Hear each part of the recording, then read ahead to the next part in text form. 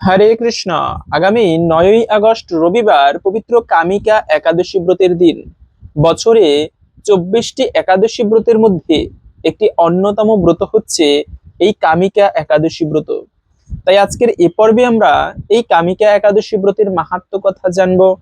সেই সঙ্গে এই দিনে বাড়িতে কোন কোন কার্য করা অত্যন্ত শুভ, বিশেষ করে সৌভাগ্য লাভের জন্য আপনারা এই একটি সামান্য কার্য করতে পারেন, এতে ভগবান শ্রী বিষ্ণুর বিশেষ কৃপা লাভ হয়, তাও এই ব্রত মাহাত্ম্যে উল্লেখ আছে। সেই প্রসঙ্গে জেনে নেব, সেই সঙ্গে পারণ কখন করতে হবে। তাই একটা বিশেষ গুরুত্বপূর্ণ প্রসঙ্গ, আসুন কিছুক্ষণ সময় ধৈর্য ধরে আজকের এই গুরুত্বপূর্ণ তথ্যগুলো জেনে নেই। আশা করছি আজকের এই তথ্যগুলো আপনাকে অবশ্যই সমৃদ্ধ করবে। ভালো লেগে থাকলে একটি লাইক করে কমেন্টে জয় শ্রী বিষ্ণু ভগবানের জয় একবার হলেও লিখে যাবার অনুরোধ জানাচ্ছি। দেখেন, শ্রাবণ মাসের এই একাদশী ব্রত বড়ই পবিত্রতম দিন। এই শ্রাবণ মাসকে শিবের মাস এবং ভগবান শ্রীবিষ্ণুর মাসও বলা হয়। কেন? ভগবান শ্রীবিষ্ণু এই মাসেই যোগনিদ্রায় শয়ন করে থাকে। আর আমাদের মনুষ্য জীবনের প্রকৃত উদ্দেশ্যই হওয়া উচিত ভগবান শ্রীবিষ্ণুর সেবা করা। এজন্য শাস্ত্রে বলা আছে, যজ্ঞ বৈ বিষ্ণু। আমরা যে কর্ম করি ওটাই এক ধরনের যজ্ঞ। আর সেই কর্মের বা সেই যজ্ঞের উদ্দেশ্য হচ্ছে ভগবান বিষ্ণুকে প্রসন্ন করা। এজন্য ভক্তারাম যজ্ঞ তপস্যাম, ভগবান বিষ্ণু সকল কিছুর ভোক্তা। আর তার সেবা করা বা তাকে প্রসন্ন করাই এই মনুষ্য জীবনের চরম লক্ষ্য হওয়া উচিত। এরকম করে আমরা তো জানি, ভগবান বিষ্ণুর সব থেকে প্রিয় একটি দিন হচ্ছে একাদশী ব্রতের দিন। সনাতন ধর্মে যত প্রকার ব্রত আছে, একাদশীর মতো পবিত্র এবং শ্রেষ্ঠ ব্রত দ্বিতীয় কোনোটা নেই। এজন্য একাদশী ব্রত যদি কোনো ভক্ত বিশেষ ভক্তি ভরে ব্রত করে ভগবান শ্রীবিষ্ণুর পুজো করতে পারে একাদশীর দিনে, তার জীবনের দুর্ভাগ্য এবং অমঙ্গল আদি কেটে যায়। এমনকি বৃহস্পতিবার যেমন মা লক্ষ্মীর দিন, শনিবার শনি দেবতার দিন, ঠিক তেমনি একাদশী ব্রত দিনটি হচ্ছে ভগবান শ্রীবিষ্ণুর সর্বাপেক্ষা প্রিয় দিন। তাই আমাদের প্রত্যেকের একাদশী ব্রত একটু বিশেষ ভক্তি ভরে পালন করা উচিত। বিশেষ করে বছরের 24টি একাদশী ব্রতের মধ্যে একটি অন্যতম শ্রেষ্ঠ মাহাত্ম্যপূর্ণ ব্রত হচ্ছে এই পবিত্র কামিকা একাদশী ব্রত। এই ব্রত পালন করলে কি ফল প্রাপ্ত হওয়া যায়? প্রথমেই বলা আছে, বাজপেয় যজ্ঞ করলে যে ফল হয় সেই ফল লাভ করা যায়। এই বাজপেয় যজ্ঞ, যাগ যজ্ঞ, এটি কিন্তু অত্যন্ত পুণ্যময়।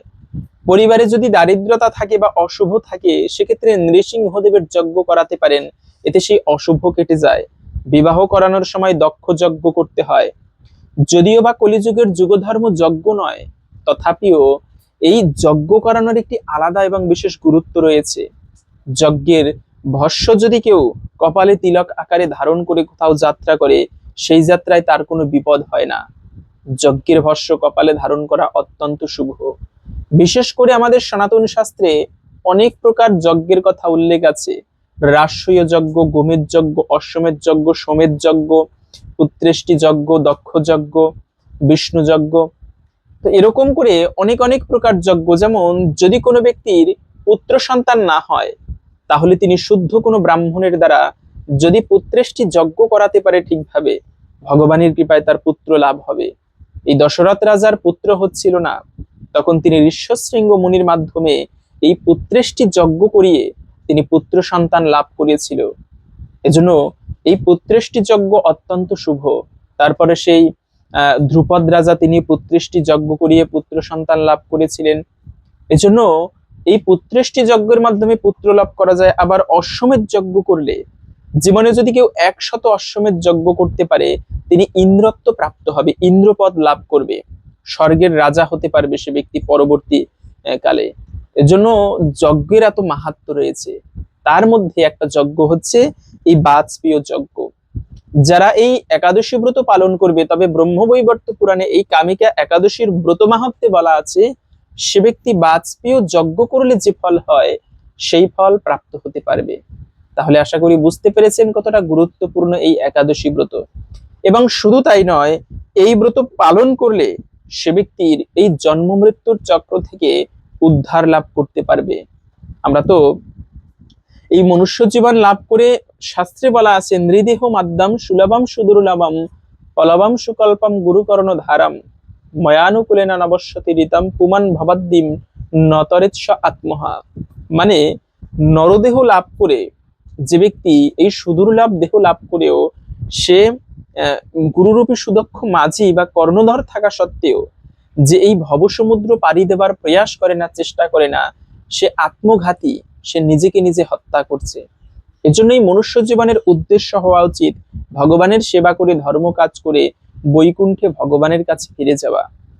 তো এই একাদশী ব্রত পালন করলে বলা আছে সে ব্যক্তি উদ্ধার লাভ করতে পারবে বা মুক্তি লাভ করতে পারবে। শুধু তাই নয়, আরো বলা আছে ব্রহ্ম হত্যা, তারপরে হচ্ছে ভ্রূণ হত্যা আদি ভয়ানক পাপ বিনষ্ট হয়ে থাকে। যেমন যত প্রকার পাপ আছে সব থেকে ভয়ানক পাপ হচ্ছে ব্রহ্ম হত্যা বা ব্রাহ্মণ সাধুদের হত্যা করা। তার থেকেও ভয়ানক হচ্ছে যদি কেউ ভ্রূণ হত্যা করে, পেটের বাচ্চাকে যদি কেউ হত্যা করে, এর থেকে আর পাপের নেই। শাস্ত্রে বলা আছে যদি সাধুও হয় কিন্তু যে ভ্রূণ হত্যা করে, তাদের হাতের খাবার গ্রহণ করে, তাদের বাড়িতে খাবার গ্রহণ করে, ওই সাধুকেও নরকগামী হতে হয়। এজন্য ভ্রূণ হত্যার কোনো প্রায়শ্চিত্তের বিধান নেই। তবে ব্রহ্মবৈবর্ত পুরাণে এই ব্রত মাহাত্ম্যে বলা আছে যদি অজান্তে এরকম দোষ হয়েও থাকে সেক্ষেত্রেও এই ব্রত পালন করলে সেই সমস্ত পাপ থেকে মুক্ত হওয়া যায়। এতটা গুরুত্বপূর্ণ একাদশী ব্রতের তিথি শুরু হবে আগামী 8ই আগস্ট, সেই শনিবার সকাল 11টা 42 মিনিট থেকে শুরু হবে এই কামিকা একাদশী তিথি এবং থাকবে মূলত সেই 9ই আগস্ট রবিবার সকাল 9টা 15 মিনিট পর্যন্ত। এই সময়টুকুর মধ্যে এই একাদশী তিথি থাকবে। তাই উদয়া তিথি মেনে আমাদের এই একাদশী ব্রত পালন করতে হবে আগামী 9ই আগস্ট রবিবার।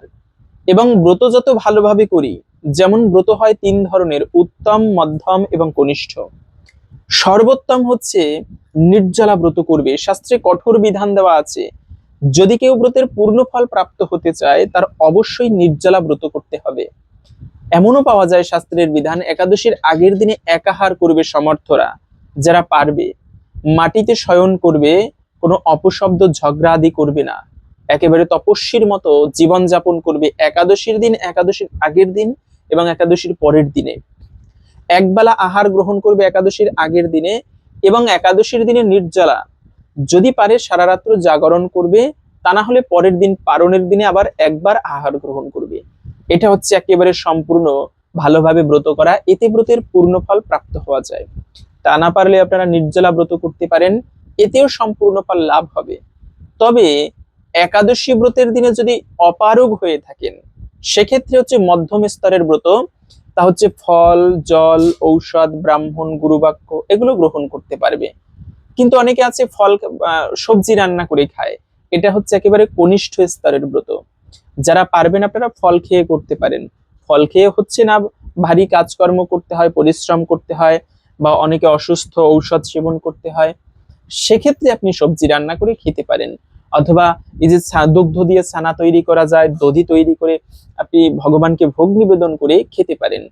তবে সবজি রান্না করে মিষ্টি কুমড়া, মিষ্টি আলু, পেঁপে, কাঁচকলা, ফুলকপি এগুলো ঘি অথবা সূর্যমুখী তেল দিয়ে রন্ধন করে ভগবানকে ভোগ নিবেদন করে সেই প্রসাদ গ্রহণ করতে পারেন।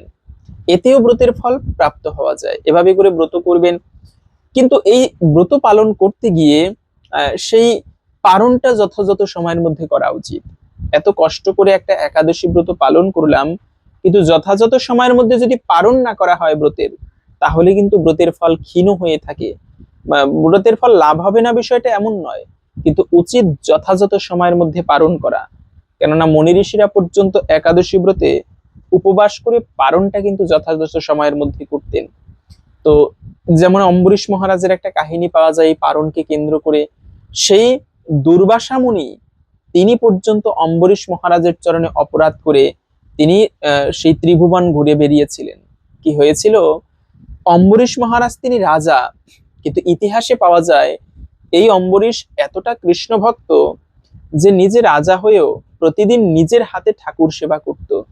রাজ্যের সবাই বিষ্ণু ভক্তে পরিণত হয়েছিল। এবং শুধু তাই নয়, অম্বরীশ মহারাজ নিজে প্রতিটা একাদশী ব্রত পালন করত এবং রাজ্যে একাদশীর আগের দিনে ঢেরা পিটিয়ে ঘোষণা করে দিত। আগেকার দিনে এত এরকম মাইক ছিল না, তো তো ঢেরা পিটিয়ে ঘোষণা করে দিত আগামীকালকে একাদশী, সবাই একাদশী ব্রত পালন করবে। রাজ্যবাসীরা ভক্তি ভরে একাদশী ব্রত আদি পালন করত। তো একদিন কি হয়েছে, একাদশী ব্রত পালন করেছে, এখন পারণের সময়ে বা পারণের দিনে বৈষ্ণব সেবা করা সর্বোত্তম, বৈষ্ণবদের সেবা দেওয়া। তো ওই অম্বরীশ মহারাজ রাজ্যের ব্রাহ্মণদের নিমন্ত্রণ করলো, মনি ঋষিদের নিমন্ত্রণ করলো দ্বাদশীর পারণে। সেখানে দুর্বাসা মুনি উপস্থিত হলো। এই দুর্বাসা মুনি মনে মনে অম্বরীশ মহারাজকে সহ্য করতে পারত না। তিনি স্নান করতে গিয়ে ইচ্ছা করে দেরি করতেছিল, যাতে পারণের সময় চলে যায়, অম্বরীশ মহারাজ যথাযথ সময়ের মধ্যে পারণ করতে না পারে। তো অম্বরীশ মহারাজ দেখলেন পারণের সময় চলে যাচ্ছে। তিনি ব্রাহ্মণ এবং ঋষিদেরকে প্রশ্ন করলেন যে আমার পারণের সময় তো চলে যাচ্ছে, তো আমি এখন কি করতে পারি? একে তো হচ্ছে ব্রাহ্মণ বা অতিথিকে রেখে ভোজন করা অমঙ্গলের, আবার আমার পারণের সময় চলে যাচ্ছে। তখন ঋষিরা বললেন যে মহারাজ, আপনি যেহেতু নির্জলা ব্রত করেছেন, তাই একটা কাজ করুন, এক ফোঁটা জল পান করুন, এতে আপনার ব্রত ভঙ্গ মানে পারণ হবে, আবার সেই অতিথির অসম্মানও হবে না। তো ঠিক আছে, অম্বরীশ মহারাজ একটুকু জল পান করলো। এই সুযোগের অপেক্ষায় ছিল দুর্বাসা মুনি। দুর্বাসা মুনি তখন রেগে গিয়ে সে মাথার জটা ছিঁড়ে ভয়ানক এক অসুরের সৃষ্টি করলেন, কৃত্যাসুর। এই অসুর এতটা ভয়ঙ্কর যে সেই অম্বরীশ মহারাজকে মারার জন্য ধাবিত হলো। তখন ভগবান বিষ্ণু দেখলেন এখানে অম্বরীশ মহারাজের তো কোনো দোষ নেই, আর ভগবান হচ্ছে ভক্ত রক্ষক। ভগবান তখন সুদর্শন চক্রকে পাঠিয়ে দিয়েছে। এই সুদর্শন চক্র এসে প্রথমেই কৃত্যাসুরকে বধ করলো, এবং অম্বরীশ মহারাজ সেই দুর্বাসা মুনির পিছন পিছন ধাবিত হলো তাকে হত্যা করার জন্য। দুর্বাসা মুনি প্রাণের ভয়ে ভীত হয়ে সে প্রথমে ব্রহ্মার কাছে গেল, ব্রহ্মা আমাকে রক্ষা করুন। বলে এ থেকে আমি তোমাকে রক্ষা করতে পারবো না, তুমি কৈলাসনাথ শিবের কাছে যাও। মহাদেবের কাছে গেল, মহাদেব বলে এ থেকে আমিও তোমাকে রক্ষা করতে পারবো না, একমাত্র যে ব্যক্তি এই সুদর্শন চক্র নিক্ষেপ করেছে সেই ভগবান শ্রীহরির কাছে যাও তুমি। দুর্বাসা মুনি তখন ভগবান বিষ্ণুর কাছে গেল। ভগবান তখন বোঝাচ্ছে, দুর্বাসা, অপরাধ করেছো তুমি অম্বরীশ মহারাজের চরণে, আমার কাছে যত ক্ষমা চাও আমি তোমাকে ক্ষমা করতে পারবো না। এই সুদর্শন চক্র থেকে যদি রক্ষা পেতে চাও, তুমি অম্বরীশ মহারাজের কাছে গিয়ে ক্ষমা প্রার্থনা করো। তিনি যদি ক্ষমা করে তাহলে এই সুদর্শন চক্র থেকে তুমি রক্ষা পাবে। এরপরে সেই অম্বরীশ মহারাজের কাছে গিয়ে ক্ষমা প্রার্থনা করে সুদর্শন চক্র ফিরে গিয়েছিল। এ হচ্ছে বিষয়। এজন্য এখান থেকে আরেকটি শিক্ষা, কোনো বৈষ্ণবের চরণে কখনো অপরাধ করতে নেই। এটা কিন্তু মহা মহা অপরাধের। আমরা হয় কি সনাতন ধর্মে নিজে তো ঠিকভাবে ঠাকুর সেবা করি না, আমাদের এই বিশেষ করে বাংলাদেশে এরকম হয়, যদি কেউ একটু তিলক তুলসীর মালা হরে কৃষ্ণ নাম জপ করে, আর এই কালকেও এমন ছিলি, আজকে সাধু হয়ে গেলি, হরে কৃষ্ণ করো, তুলসীর মালা পরো, বড় সাধু, মানে ব্যঙ্গ করি আমরা। এটা চরম অপরাধ। মনে রাখবে, এর জন্য ভগবান বিষ্ণু কিন্তু অত্যন্ত রুষ্ট হয় যে ব্যক্তি বৈষ্ণবদের নিন্দা করে। কে বলেছে সে চোর হলে ঠাকুর সেবা করতে পারবে না, ধর্ম কাজ করতে পারবে না?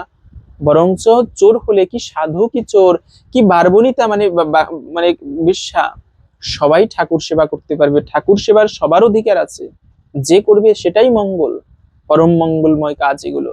এজন্য কখনো ব্যঙ্গ করা উচিত না, অন্তত পক্ষে ঠাকুর সেবা নিয়ে কেউ কখনো ব্যঙ্গ করা বা নিন্দা করা উচিত না, এটি চরম অপরাধের। তো এজন্য পালনটা যথাযথ সময়ের মধ্যে করা উচিত। আর এই একাদশী ব্রতের পালন করতে হবে পরদিন সকাল 5টা 31 থেকে 8টা 32 মধ্যে। এই সময়টুকুর মধ্যে পঞ্চরবিশস্য প্রসাদ দিয়ে যথাযথ সময়ের মধ্যে পালন করবেন। এবং একাদশী ব্রতের দিনে পঞ্চরবিশস্য ভুলেও খেতে নেই। আপনি ব্রত করেন কিংবা না করেন, পঞ্চরবিশস্য এড়িয়ে চলবেন। তা হচ্ছে ধান জাতীয় খাবার, গম জাতীয় খাবার, বিস্কিট, কেক, পাউরুটি, আটা রুটি, এগুলোকে বর্জন করতে হয়। যে কোনো প্রকার ডাল, তারপরে হচ্ছে সরিষা, পাঁচফোড়ন, কাউন, ওটস, শ্যামা চাল, শ্যামাদানা, তারপরে যে কোনো প্রকার শাক খাওয়া যাবে না, পুঁই শাক, ঢেঁড়স, বটবটি, সিম, তারপরে হচ্ছে বেগুন, পটল, ঝিঙা, এগুলো কিন্তু একাদশীতে প্রত্যেকের বর্জন করা উচিত। এভাবে করে আপনারা ভক্তি ভরে একাদশী ব্রত আদি পালন করুন। অনেকে বলে দীক্ষা নেইনি, ব্রত করতে পারবো কিনা? অবশ্যই পারবেন। ধর্ম কাজ, ঠাকুর সেবা, নাম জপ করা, একাদশী ব্রত পালন করা, মানে বিষ্ণু সেবার জন্য যত কিছু করণীয় দীক্ষা না নিলেও করা যাবে। তো একাদশী ব্রত এই সমস্ত কিছু প্রত্যেকে পালন করতে পারবেন। কি সধাবা, কি বিধবা, কি অশৌচ, কি শৌচ, সকলেই পালন করতে পারবেন। তো আসুন এখন আমরা ধৈর্য ধরে কিছুক্ষণ সময় এই পবিত্র কামিকা একাদশীর ব্রত মাহাত্ম্য কথা শ্রবণ করি, কেননা শ্রবণম মঙ্গলম। এর ফলে একটুকু হলেও অনেকাংশেই এই ব্রতের বিশেষ ফল প্রাপ্ত হওয়া যায়। এরপরে আমরা ভিডিওর মূল প্রসঙ্গ, যে এই দিনে কোন কার্যটি করার মাধ্যমে সৌভাগ্য লাভ করা যায় সেই প্রসঙ্গে জেনে নিব। এই ব্রত মাহাত্ম্যেও সেই বিষয়ে বলা আছে। কামিকা একাদশী, শ্রাবণ কৃষ্ণপক্ষিয়া একাদশীর মাহাত্ম্য ব্রহ্মবৈবর্ত পুরাণে যুধিষ্ঠির শ্রীকৃষ্ণ সংবাদ রূপে বলা হয়েছে। যুধিষ্ঠির মহারাজ শ্রীকৃষ্ণকে বললেন, হে গোবিন্দ, হে বাসুদেব, শ্রাবণ মাসের কৃষ্ণপক্ষের একাদশীর নাম এবং মাহাত্ম্য সবিস্তারে আমার কাছে বলুন। তা শুনতে আমি অত্যন্ত কৌতূহলী। প্রত্যুত্তরে ভক্তবৎসল ভগবান শ্রীকৃষ্ণ বললেন, হে রাজন, পূর্বে দেবর্ষি নারদ প্রজাপতি ব্রহ্মাকে এই প্রশ্ন করেছিলেন। তিনি যে উত্তর প্রদান করেছিলেন, আমি এখন সেই কথাই আপনাকে বলছি। আপনি মনোযোগ সহকারে তা শ্রবণ করুন। এক সময় ব্রহ্মার কাছে ভক্তশ্রেষ্ঠ নারদ জিজ্ঞাসা করলেন, হে ভগবান, শ্রাবণ মাসের কৃষ্ণপক্ষিয়া একাদশীর নাম কি? এর আরাধ্য দেবতাকে? সেই ব্রতের বিধিই বা কিরকম? এবং এই ব্রতের ফলে কি পুণ্য লাভ হয় তা সবিস্তারে জানতে ইচ্ছা করি। আপনি কৃপা করে তা আমাকে জানালে আমার জীবন ধন্য হবে। শ্রী নারদের কথা শুনে ব্রহ্মা অত্যন্ত সন্তুষ্ট হলেন। তিনি বললেন, হে বৎস, জগজ্জীবের মঙ্গলের জন্য আমি তোমার প্রশ্নের যথাযথ উত্তর দিচ্ছি, তুমি তা শ্রবণ করো। শ্রাবণ মাসের কৃষ্ণপক্ষিয়া একাদশী কামিকা নামে জগতে প্রসিদ্ধা। এই একাদশীর মাহাত্ম্য শ্রবণে বাজপেয় যজ্ঞের ফল লাভ হয়। ভগবান শ্রীহরির পূজা অর্চনা অপরিমিত পূর্ণফল প্রদান করে। গঙ্গা, গোদাবরী, কাশী, নৈমিষারণ্য, পুষ্কর ইত্যাদি তীর্থ দর্শনের সমস্ত ফল একমাত্র কৃষ্ণ পূজার মাধ্যমে কোটি গুণ লাভ হয়। কিন্তু এবং শুধু তাই নয়, সাগর ও অরণ্যযুক্ত পৃথিবী দানের ফল, দুগ্ধবতী গাভী দানের ফল অনায়াসে এই ব্রত পালনে লাভ হয়। যারা পাপপূর্ণ সাগরে নিমগ্ন, এই ব্রতই তাদের উদ্ধারের একমাত্র সহজ উপায়। এই রকম পবিত্র পাপনাশক শ্রেষ্ঠ ব্রত আর নেই। শ্রীহরি স্বয়ং এই ব্রত মাহাত্ম্য কীর্তন করেছিলেন। রাত্রি জাগরণ করে যারা এই একাদশী ব্রত পালন করে তারা কখনো দুঃখ দুর্দশাগ্রস্ত হন না। এই ব্রত পালনকারী কখনো নিম্নজনী প্রাপ্ত হয় না। কেশবপ্রিয়া তুলসী পত্রে যিনি শ্রীহরির পূজা করেন, পদ্মপাতায় জলের মতো তিনি পাপে নির্লিপ্ত থাকেন। তুলসী পত্র দিয়ে বিষ্ণু পূজায় ভগবান যেমন সন্তুষ্ট হন, মণিমুক্ত আদি মূল্যবান রত্নের মাধ্যমেও তেমন প্রীত হন না। যিনি কেশবকে তুলসী মঞ্জরি দিয়ে পূজা করেন, তার জন্মার্জিত সমস্ত পাপ ক্ষয় হয়ে যায়। এ প্রসঙ্গে ব্রহ্মা বললেন, হে নারদ, যিনি তুলসীকে প্রত্যহ দর্শন করেন তার সকল পাপরাশি বিদূরিত হয়ে যায়। যিনি তাকে স্পর্শ করেন তার পাপমলিন দেহ পবিত্র হয়। তাকে প্রণাম করলে সমস্ত রোগ দূর হয়। তাকে জল সিঞ্চন করলে যম তার কাছে আসতে ভয় পান। শ্রীহরি চরণে তুলসী পত্র অর্পিত হলে ভগবত ভক্তি লাভ হয়। তাই হে বিষ্ণু ভক্তি প্রদায়িনী, তোমায় প্রণাম। যে ব্যক্তি হরিবাসরে ভগবানের সামনে দীপদান করেন, চিত্রগুপ্ত তার পুণ্যের সংখ্যা হিসাব করতে পারে না। তার পিতৃপুরুষেরা পরম তৃপ্তি লাভ করে থাকেন। শ্রীকৃষ্ণ বললেন, হে রাজন, আমি আপনার কাছে সর্বপাপ হারিণী কামিকা একাদশী ব্রত মাহাত্ম্য বর্ণনা করলাম। অতএব যিনি ব্রহ্মহত্যা, ভ্রূণ হত্যা, পাপ বিনাশিনী, মহাপুণ্য প্রদায়িনী এই একাদশী ব্রত পালন করবেন, এই সমস্ত মাহাত্ম্য শ্রদ্ধা সহকারে পাঠ ও শ্রবণ করবেন, তিনি সর্বপাপ থেকে মুক্ত হয়ে বৈকুণ্ঠ লোকে তার গতি হবে। তো এই ছিল মূলত পবিত্র কামিকা একাদশীর ব্রত মাহাত্ম্য কথা। আশা করি বুঝতে পেরেছেন এই ব্রত পালন করলে আমরা কি ফল প্রাপ্ত হতে পারি। তাই আপনি নিজে একাদশী ব্রত পালন করুন এবং অবশ্যই অপরকেও জানিয়ে দিন, উৎসাহ করুন যেন এই একাদশী ব্রত সবাই আমরা পালন করি। সেই সঙ্গে এই দিনে কোন কার্যটি করার মাধ্যমে তুলসী পত্র দিয়ে বিশেষ সৌভাগ্য লাভ করা যায়, তা হচ্ছে এই ব্রত মাহাত্ম্যেই বলা আছে, তুলসী পত্র হরির চরণে নিবেদন করলে বা তুলসী পত্র দিয়ে ভগবানের পূজা করলে, অর্চনা করলে তার সমস্ত পাপ থেকে মুক্ত হয়ে সে ব্যক্তি ভগবানের বিশেষ কৃপা প্রাপ্ত করেন। আর ভগবানের কৃপা প্রাপ্ত হলে কোনো দারিদ্রতা, কোনো অশুভ থাকে না। তাই আপনি এই পবিত্রতম দিনে তুলসী পত্র কিন্তু একাদশীতে চয়ন করতে নেই। আপনি একাদশীর আগের দিনে তুলসী পত্র চয়ন করে, সর্বোত্তম হয় যদি 108টা তুলসী পত্র চয়ন করে চন্দন মিশ্রিত করে ভগবান বিষ্ণুর 108 নাম আছে, সেগুলো এক একটি মন্ত্র উচ্চারণ করে এক একটি তুলসী পত্র ভগবানের চরণে বিশেষভাবে নিবেদন করতে পারেন। এতে ভগবানের বিশেষ কৃপা লাভ হয়, জীবনে অশুভ দূরীভূত হয়। তো আশা করছি আজকের এই তথ্যগুলো আপনাকে সমৃদ্ধ করেছে। ভালো লেগে থাকলে একটি লাইক করে কমেন্টে জয় শ্রী বিষ্ণু ভগবানের জয় একবার হলেও লিখে যাবার অনুরোধ জানাচ্ছি। ভগবান শ্রীহরির কৃপায় আমাদের সকলের জীবনে মঙ্গল হোক, এই কামনা করে আজকের ভিডিওটি এখানে সমাপ্ত করছি। হরে কৃষ্ণ।